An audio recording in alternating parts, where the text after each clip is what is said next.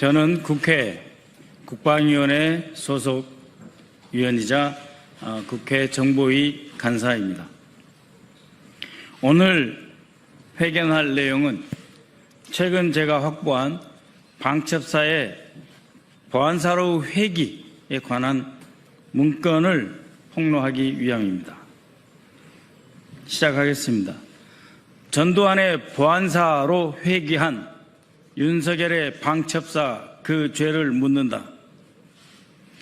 2017년 국군 기무사는 조현천 사령관의 계엄령 문건, 세월호 민간인 사찰 등의 문제로 과거와의 역사적 단절을 해야 하며 사실상 새로 태어난 사령부를 창설하라는 의미에서 2018년 8월 6일부로 안보지원사령부로 개편되었습니다. 이는 전면적이고 확실한 개혁을 위해서 기무사령부를 근본적으로 사실상 해편에 가깝게 조정하여 과거와 전혀 다른 새로운 역사를 쓰라 하는 준엄한 국가의 명령이었습니다. 문재인 정부에서는 수차례 법률 검토, 사령부령 및 국방부 훈령을 개정하였습니다. 그리하여 기무사령부는 첫째, 정치 관여 행위, 둘째, 직무를 벗어난 민간 사찰, 셋째, 권한의 오호 남용 금지, 그 세 가지가 해서는 안 될 행위라고 하여 3불 원칙을 정하고 기무사의 많은 임무 가운데 47개의 임무를 폐지함과 동시에 이 임무와 관련된 인원 중 일부인 240명을 각 군으로 원대복귀 시켰습니다. 국군 기무사령부가 해편되고 안보지원사령부가 창설된 것은 단순히 조직 이름만 바꾸는 형식적 개편이 아니라 헌법과 법률에 입각한 문민 통제 원칙을 실현하고 이후 결코 불법 사찰과 정치 공작에 휘말리는 불의의 집단이 되어서는 안 된다는 정부 차원에서의 결단이었습니다. 그러나 윤석열 정권이 들어서자마자 방첩사령부는 부대 혁신 TF를 설치하고 47개의 폐지 업무, 즉 문재인 정부에서 폐지한 47개의 폐지 업무 가운데 12개를 부활시켰습니다. 거기에 멈추지 않았습니다. 2023년에는 윤석열의 12.3 내란에 깊숙이 개입한 여인영이 방첩사령관으로 취임하였습니다. 취임하자마자 과거 전두환 때의 보안사, 기무사의 망령을 완전히 다시 불러냈습니다. 보시다시피 47개의 업무 가운데서 여기를 보시면 참고보고 47개 폐지 업무 복원이라고 되어 있습니다. 이 47개 업무를 복원하는 데 있어서 이미 2022년에 폐지했던 12개는 어떻게 할 것인가?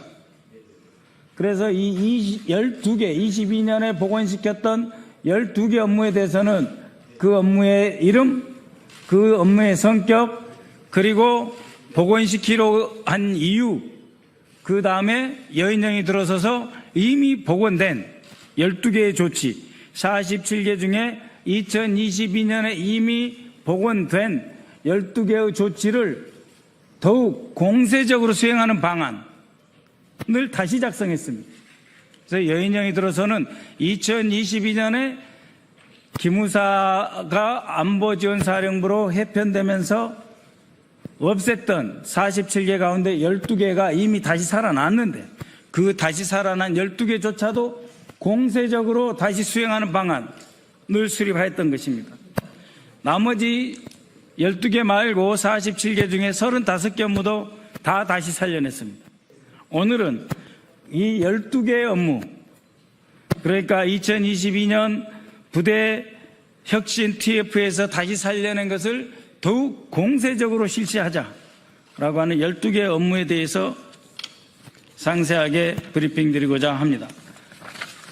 이렇게 폐기했던 47개 모두를 되살림으로써 윤석열 정권은 방첩사가 비상계엄령을 비롯한 내란의 중심 기획 단위로 설 수 있는 지위를 부여하게 된 것입니다. 이 업무에는 당연히 국회의원 사찰이 또 시작되었고 블랙리스트도 작성되었으며 정치개혁 등 개입 등 반헌법적 행위가 포함되어 있습니다. 그 결과 군은 정치의 도구로 특히 방첩사는 쿠데타와 내란의 중심 세력으로 다시 서게 되었다라고 하는 것입니다. 여기 참고보고의 첫 페이지에 나와 있습니다. 기무사를 안보지원사령부로 해편할 때에 세 가지 원칙은 다 없애버리고 제로 베이스에서 다시 검토한다 이렇게 되어 있는 것입니다.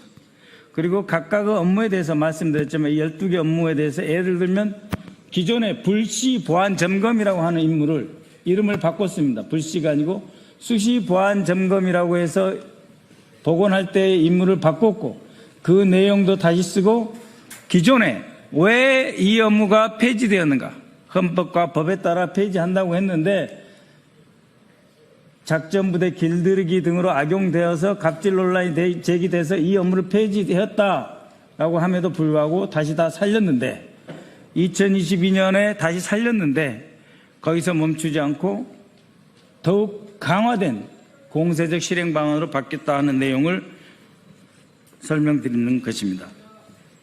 폐지된 임무에서 여기 보시면 폐지된 임무에서 이름만 바꾼 것이 있습니다.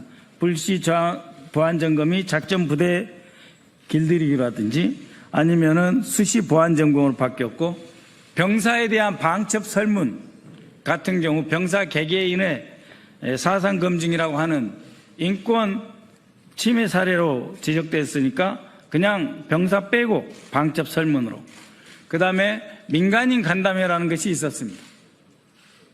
기무사에서 그 민간인 간담회를 임무를 완전히 폐지했는데 그것을 방첩 간담회라고 하는 이름으로 다시 민간인을 사찰할 수 있는 근거를 만들었습니다. 그리고 이처럼 폐지된 업무를 이름만 바꾼 것이 있는가 하면 두 번째로는 문민통제 원칙을 위배하고 군 사찰의 권한을 남용하는 업무가 다시 살아나왔다. 아까도 말씀드렸지만 문재인 정부에서 47개 업무를 폐지한 것은 군의 정치 개입이 있어서는 안 된다. 민간인을 사찰해서는 안 된다. 또 타 군부대의 지휘권을 침해해서는 안 된다 하는 목적이었는데 그거 다 필요 없이 효율적 방첩이라고 하는 명목으로 전부 다 다시 살아난 것입니다. 그 결과 방첩사는 모든 군 위에 지배하는 지배 집단이 되었고 문민 통제, 군 내에서의 문민 통제조차 후퇴했으며 민간인에 대한 사찰도 허용하게 된 것입니다. 또한 중복 업무와 군 권력의 비대화입니다. 제가 국가정보원에서 일했던 경험으로 비추어 봤을 때 가장 놀랄 만한 것은 북한 동향 수집 및 분석입니다. 윤석열 방첩사에서 과거 기무사가 북한 동향 수집 업무를 폐지했는데 이것을 다시 살려냈습니다. 그러면은 여러분들 그렇게 생각하실 겁니다. 아니 방첩사니까 북한의 동향을 수집하고 분석해야 되는 것이 뭐가 문제냐 라고 반문을 제기하실 분도 계실 것입니다. 그러나 이 자료에 의하면 통일부, 합참, 그 다음에 국방정보본부 그리고 국가정보원이 이미 수집한 첩보를 활용해서 거기에 더해서 북한의 동향을 수집 분석한다라고 되어 있습니다. 그러니까 국방부 장관의 직속부대의 하나인 방첩사가 국정원에서 수집된 정보, 합참에서 수집된 정보, 국방정보본부에서 수집된 정보를 전부 끌어모아서 다시 자신들의 시각과 입맛으로 재구성해서 북한의 동향을 분석한다 이런 뜻이 되어 있습니다. 이것은 방첩사 업무에 없는 것이며 대한민국 정보기관의 최고 핵심 기관인 국정원의 역할과 임무를 침해하는 것입니다. 이를 통해서 국방정보본부, 합참, 국정원과 업무가 중복될 뿐만 아니라 방첩사의 권력을 비대하게 키우는 그런 과정이었습니다. 이처럼 군 내의 방첩정보만이 아니라 민간정보, 그리고 방위산업정보, 그리고 국정원이 수집해야 하는 그 정보 위에 군림해서 국가 권력의 균형을 심각하게 해쳤던 것이 바로 윤석열, 김용현, 그리고 여인영의 방첩사. 바로 그렇기 때문에 이 방첩사가 비상계엄과 내란의 중심 역할을 할 수 있었다라고 하는 것을 말씀드립니다.